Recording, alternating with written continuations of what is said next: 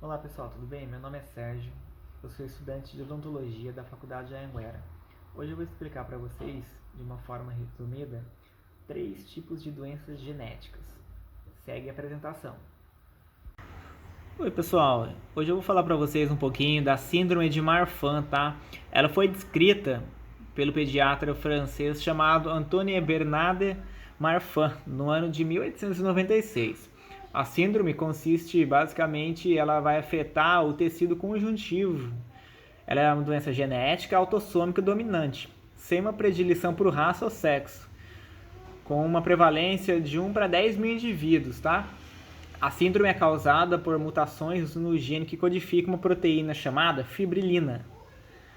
Essa proteína, ela ajuda o tecido conjuntivo a manter sua força. E lembrando, o tecido conjuntivo é o tecido resistente, normalmente fibroso, tá?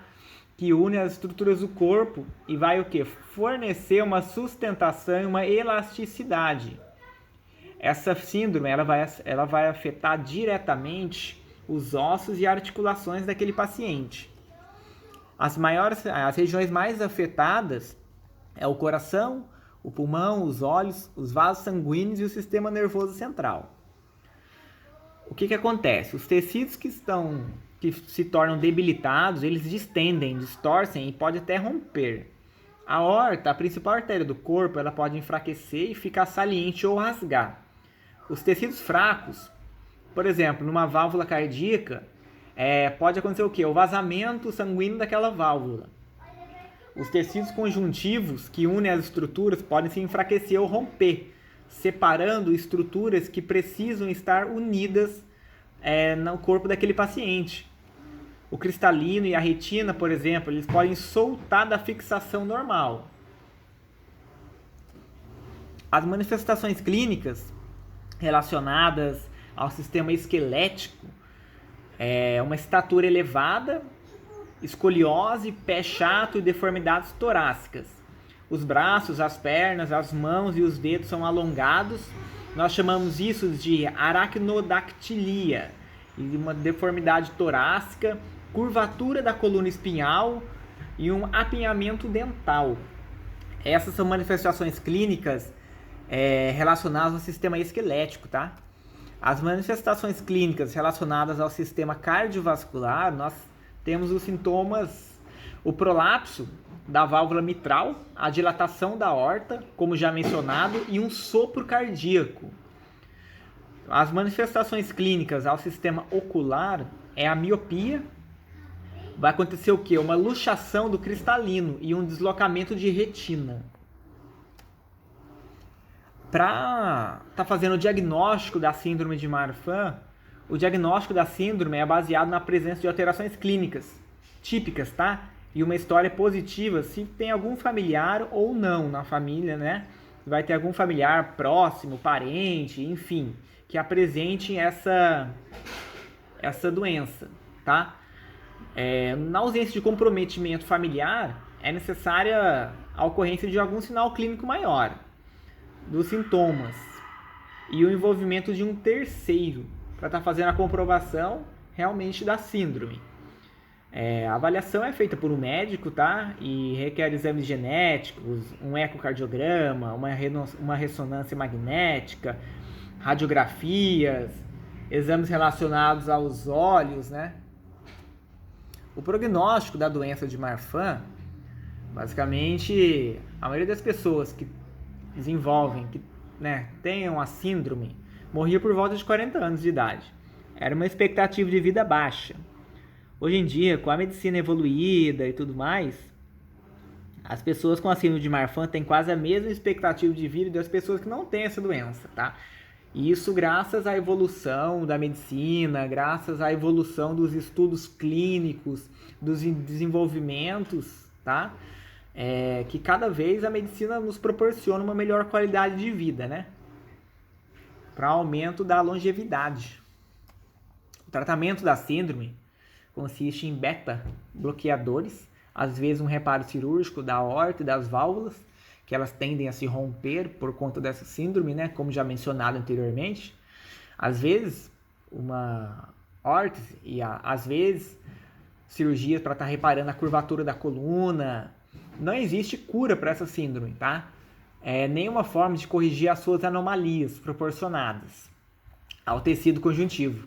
O maior objetivo do tratamento da síndrome de Marfan é prevenir ou reparar as anomalias antes do surgimento das complicações. Os beta-bloqueadores, como o atenolol, propanolol, são os medicamentos que diminuem a frequência cardíaca, diminuindo o que? As contrações cardíacas, tá? E basicamente, porventura, um rompimento dessa válvula. Aqui estão as características clínicas, tá? Algumas imagens. Aqui, ó, uma atrofia. O paciente ali na imagem preto e branco, você vê que ele é todo deformado, tá? Aqui o tórax do paciente. A síndrome de Marfan com extremidades longas, por exemplo, tá? Escoliose, um peito escavado ou peito de pombo, que basicamente é chamado. Hérnias, enfim, uma série de coisas. E aqui eu encerro. Pessoal, e a primeira doença que eu vou começar a falar para vocês, tá? É a doença de distrofia miotônica. Ela também é conhecida como doença de Sternert. Ela é uma doença genética, onde a maior caracterização dela é a dificuldade em estar fazendo relaxamento muscular após uma contração. Para vocês terem uma ideia, alguns indivíduos relatam que eles sentem uma grande dificuldade até mesmo em soltar uma maçaneta ou interromper um aperto de mãos. As causas da distrofia miotônica, elas estão relacionadas com as alterações genéticas presentes no cromossomo de número 19. E essas alterações, elas tendem a aumentar de geração em geração, de serem mais severas de uma geração para outra. A manifestação dela, ela pode se manifestar em ambos os sexos, ser mais frequentes em jovens adultos. E os músculos mais atingidos, eles incluem os músculos da face, do pescoço, das mãos, os pés e os antebraços. Se nós formos dividir essas categorias musculares, basicamente seriam os membros superiores e inferiores que estão relacionados com essa distrofia.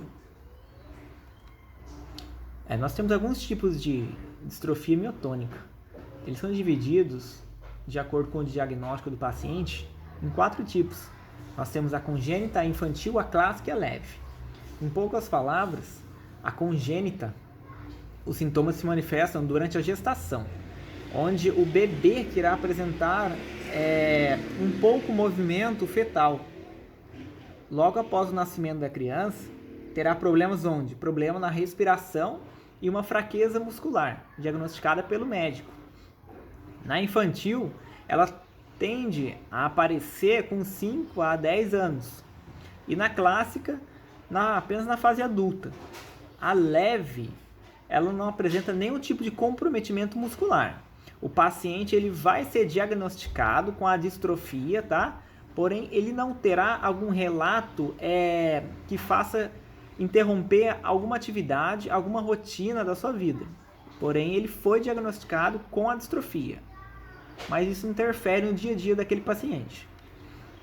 Os sintomas da distrofia miotônica é a atrofia muscular, tá? Uma calvície frontal, fraqueza, retardo mental, dificuldades para se alimentar, cataratas, dificuldades para relaxar a musculatura após uma contração, dificuldades para falar, uma sonolência, diabetes, infertilidades e distúrbios menstruais. O diagnóstico da distrofia é a observação dos sintomas, né, que o paciente tende a apresentar e testes genéticos para detectar o quê? Alguma anomalia cromossômica, justamente com uma maior tendência no cromossomo 19, tá bom? Aí, dependendo da gravidade da doença, a rigidez causada pelas alterações cromossômicas pode romper diversos músculos, levando o indivíduo à morte antes dos 50 anos. Os indivíduos com a forma mais leve dessa doença apresentam apenas uma leve fraqueza. O tratamento para a distrofia miotônica leva à utilização de medicamentos. Temos aqui alguns exemplos, tá, desses medicamentos. É a fenitoína, quinina e a nifedipina, que eles irão atuar para diminuir a rigidez muscular e as dores provocadas pela distrofia. Uma outra forma para você promover uma qualidade de vida àquele paciente diagnosticado, né, é fazer a prática da fisioterapia, que vai proporcionar uma melhor amplitude nos movimentos, que vai gerar exercícios que irão estimular a força muscular, o controle corporal daquele paciente, tá? A fisioterapia tem o objetivo de melhorar a qualidade de vida dos portadores de distrofia, proporcionando um aumento de força, uma amplitude, uma coordenação melhor daqueles músculos para os pacientes diagnosticados. Tá bom, pessoal? Muito obrigado. E eu encerro por aqui essa doença genética, tá? Distrofia miotônica. Obrigado. Pessoal, agora vamos falar da doença fenilcetonúria. A fenilcetonúria é uma doença genética rara. Ela é caracterizada pela presença de uma mutação responsável por alterar a função de uma enzima no organismo. Essa enzima é responsável pela conversão do aminoácido fenilalanina em tirosina, tá? O que leva ao acúmulo da fenilalanina no sangue, que em grandes concentrações ela é tóxica para o organismo, podendo causar uma deficiência intelectual e convulsões, por exemplo. Por isso que é perigoso desenvolver essa fenilcetonúria, tá? Porque o que acontece? Concentrações tóxicas para o organismo de fenilalanina. Essa doença genética tem caráter autossômico recessivo. Explicando um pouquinho. Para que a criança nasça com essa mutação, é preciso que os dois pais sejam pelo menos portadores da mutação. O diagnóstico da fenilcetonúria pode ser feito logo após o nascimento, por meio do famoso teste do pezinho, ou por exames laboratoriais. Por isso que é tão importante, assim que o bebê nasce, realizar o teste do pezinho, tá? Vai detectar a quantidade de fenilalanina no sangue. E caso a criança seja portadora, o mais rápido possível vai estabelecer um tratamento. Os principais sintomas dessa doença surgem em meses, né? O sintoma não vai surgir assim que a criança nascer, vai surgir alguns meses depois, tá? Feridas na pele, como se fosse um eczema, um odor desagradável, que é característico do acúmulo da fenilalanina no sangue. A criança vai ter náuseas, vômitos, com um comportamento agressivo, hiperatividade, retardo mental, geralmente grave e irreversível, convulsões e problemas comportamentais e sociais. O prognóstico, normalmente os sintomas são controlados por meio de uma dieta adequada e pobre em alimentos com fonte de fenilalanina. Além disso, é importante que a pessoa que seja portadora ela seja acompanhada de uma forma regular ao pediatra e ao nutricionista, desde a amamentação, para que não haja uma complicação, né? Ainda mais sendo bebê, sendo bem novinho. Então, se ocorrer algum tipo de complicação nesse momento, pode ser irreversível, porque a criança ainda está em desenvolvimento e tudo mais, né?